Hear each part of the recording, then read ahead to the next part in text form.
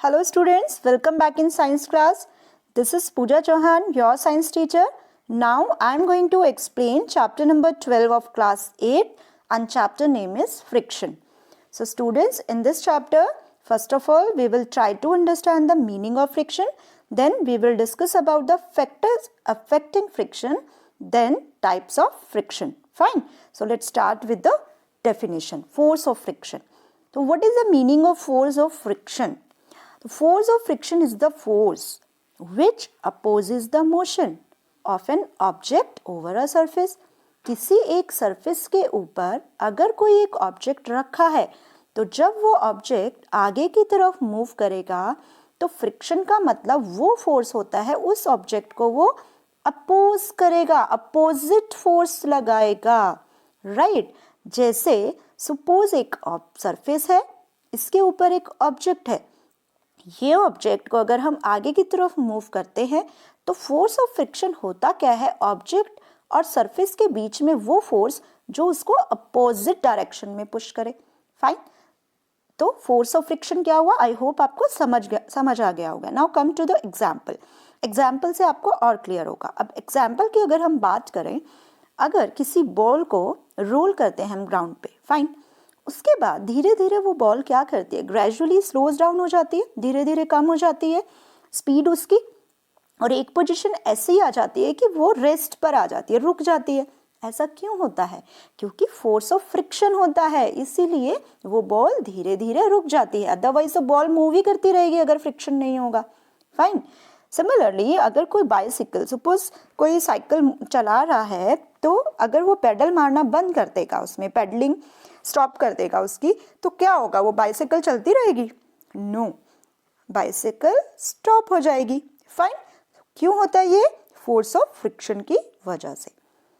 देखिए आप डायग्राम में भी देख सकते हैं, बॉल का एग्जाम्पल हमने समझा, एक ऑब्जेक्ट और सरफेस का एग्जाम्पल समझा। देखिए ये एक ऑब्जेक्ट है और मोशन आगे की तरफ हो रहा है, राइट, फ्रिक्शन उसको उल्टी तरफ डायरेक्शन में अपोज कर रहा है। फाइन, सिमिलरली हमने साइकिल का एग्जाम्पल देखा। Now come to the next topic. The next topic is factors affecting friction. कौन कौन से फैक्टर्स अफेक्ट करते हैं फ्रिक्शन को? The first factor is nature of the surface in contact, यानी कि सरफेस कैसा है, स्मूथ है, रफ है, किस तरह का सरफेस है। सबसे फर्स्ट जो उसका फैक्टर है जो अफेक्ट करता है फ्रिक्शन की, वो स्मूथ सरफेस है या रफ सरफेस है, इस तरह का सरफेस है। फाइन, तो first factor is nature of the surface in contact. Second, how hard the surface press together, कितने प्रेशर से वो उसके ऊपर मूव कर रहा है। फाइन, तो फ्रिक्शन जो स्मूथ सरफेस होता है ना, उस पर लेस होता है, राइट। तो ये आपको ध्यान रखना, जितना रफ सरफेस होगा फ्रिक्शन उतना ज्यादा होगा, जितना स्मूथ सरफेस होगा फ्रिक्शन कम होगा। This is very important point, friction is less on smooth surface. Now come to the next topic. The next topic is cause of friction. क्या कारण होते हैं फ्रिक्शन के? Friction is cause due to the interlocking of irregularities between the two surface in contact. देखिए क्या होता है, अगर सपोज ये हमारा सरफेस है, इरेगुलर सरफेस है, फाइन, ऊपर भी एक ऑब्जेक्ट होगा, तो ये क्या होंगे, इंटरलॉक हो जाएंगे, एक दूसरे को पकड़, जैसे जहां स्पेस खाली है वहां पर ऊपर वाले ऑब्जेक्ट क्या ले लेगा, जगह ले लेगा, तो ये क्या हो जाएंगे, इंटरलॉक हो जाएंगे, इस तरह से क्या हो जाएंगे, इंटरलॉक हो जाएंगे। फाइन, तो इंटरलॉक होने की वजह से वो उसमें क्या आ जाता है, एक फोर्स आ जाता है, इसीलिए तो जो जितना रफ सरफेस होता है फोर्स ऑफ फ्रिक्शन उतना ज्यादा होता है, और जितना स्मूथ सरफेस होगा इंटरलॉकिंग कम होगी तो उतना ही कम फ्रिक्शन होगा। The smooth surface have minute irregularities between the two surface and rough surface have larger irregularities between the two surface. इसी वजह से force of friction is more if the surface are rough, right? So this is very important point. Now come to the next. Now we are going to talk about the types of friction. तो कितने types होती हैं friction की? Number 1 static friction, number 2 sliding friction, Number 3 rolling friction, static friction, sliding friction, rolling friction, right? तो static friction क्या होता है? Static friction is a friction exerted on an object at rest. जो object अगर rest पे रखा है तो ये क्या है? Static friction, that is called the static friction. अब इस ऑब्जेक्ट को हम स्लाइड करना शुरू कर देते हैं आगे की तरफ, राइट। तो स्लाइडिंग करते हैं ना हम जैसे, तो स्लाइडिंग क्या होगा, अगर ये ऑब्जेक्ट, देखिए आप पिक्चर में आप देख सकते हैं, right, you can see here, ये क्या है हमारा स्टैटिक फ्रिक्शन, यानी कि ऑब्जेक्ट रखा है, उसके बाद देखो ये स्लाइड हो रहा है, राइट। तो स्लाइडिंग फ्रिक्शन। अब रोलिंग फ्रिक्शन क्या होता है, ऐसे रोल कर रहा है, सिलेंड्रिकल शेप है और हमने ऊपर से सरफेस को इस तरह से डाला तो ये क्या कर रहा है, रोल कर रहा है, रोलिंग फ्रिक्शन, राइट। तो स्टूडेंट्स क्या हुआ, static friction is the friction exerted on an object at rest. Sliding friction is a friction exerted when an object slides over surface, जब ऑब्जेक्ट स्लाइड करता है एक सरफेस के ऊपर। एंड रोलिंग फ्रिक्शन क्या होता है, वो फ्रिक्शन एक्सर्ट कब, when object rolls over the surface, जैसे रोलिंग होती है, सिलेंडर को क्या कर रहा है, रोल कर रहा है, ठीक है। तो सिलेंड्रिकल शेप है और वो क्या हो रही है, रोल हो रही है ऊपर से नीचे की तरफ, तो उसे क्या कहते हैं, rolling friction. Now very important point, जो स्लाइडिंग फ्रिक्शन होता है ना वो लेस होता है देन स्टैटिक फ्रिक्शन। देखिए स्टैटिक फ्रिक्शन में तो ऑब्जेक्ट रखा हुआ है वहां पर, फाइन, तो धीरे धीरे मूव करेगा आगे, अगर कोई प्रेशर लगेगा तब, ठीक है।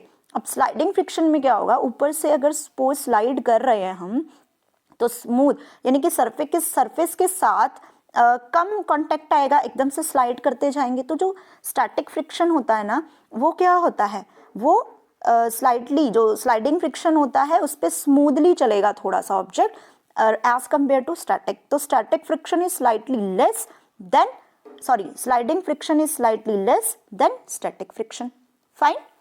नाउ रोलिंग फ्रिक्शन, यानी कि जब रोल करते हैं और तेजी से आएगा ऑब्जेक्ट, तो रोलिंग फ्रिक्शन में जो फ्रिक्शन होता है वो और लेस हो जाएगा एज कंपेयर टू स्लाइडिंग। तो ये ध्यान रखना, रोलिंग में कम स्लाइडिंग से, स्लाइडिंग में कम स्टैटिक से, fine.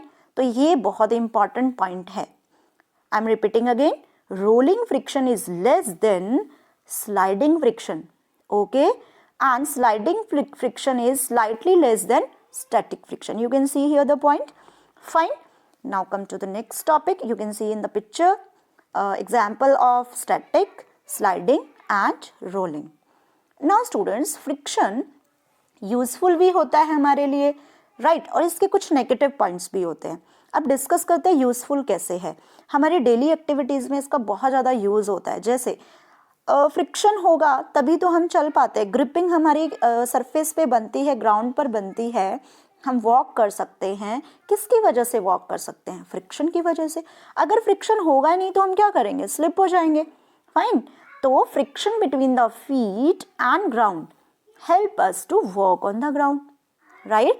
Now it is possible to write with pen or pencil on paper due to friction. अगर हम लिख पा रहे हैं, मैं ये लिख पा रही हूँ तो ये किस वजह से लिख पा रही हूँ, क्योंकि फ्रिक्शन है, अदरवाइज तो मैं लिख भी नहीं पाऊंगी, right. Now if it is possible to write on blackboard, similarly blackboard पे भी हम किसकी वजह से लिख सकते हैं, फ्रिक्शन की वजह से लिख सकते हैं, है ना। तो these are the some usefulness of friction. Now come to the another points. Yes, कुछ points और भी हैं। Friction between the tires and the road helps automobile to move on road. यानी कि अगर रोड पर कार वगैरह चल रही है तो किसकी वजह से चल पाती है कार, फ्रिक्शन की वजह से, क्योंकि टायर्स का भी इरेगुलर सरफेस होता है और सरफेस का भी कुछ इरेगुलर होता है, ये इंटरलॉक हो जाते हैं, जिस वजह से फ्रिक्शन की वजह से जो ऑटोमोबाइल्स होती हैं, गाड़ियाँ होती हैं, वो सब क्या करती है, रोड पर मूव कर सकती हैं, फाइन। नाउ अगर बिल्डिंग की कंस्ट्रक्शन की है ग्रिपिंग की वजह से तो वो खड़ी रहेगी बिल्डिंग, तो friction between the bricks helps in the construction of building. So these are the example of usefulness of friction, right. Now you can see in the picture, जैसे वो ब्लैक बोर्ड पे लिख पा रहे हैं, कंस्ट्रक्शन है building की, गाड़ी चल रही है रोड पर, हम लिख रहे हैं पेंसिल से, राइट। तो हम ग्लास को पकड़ पा रहे हैं, ग्रिप हमारी बन रही है, वॉक कर रहे हैं, तो दीज आर सम पॉइंट्स।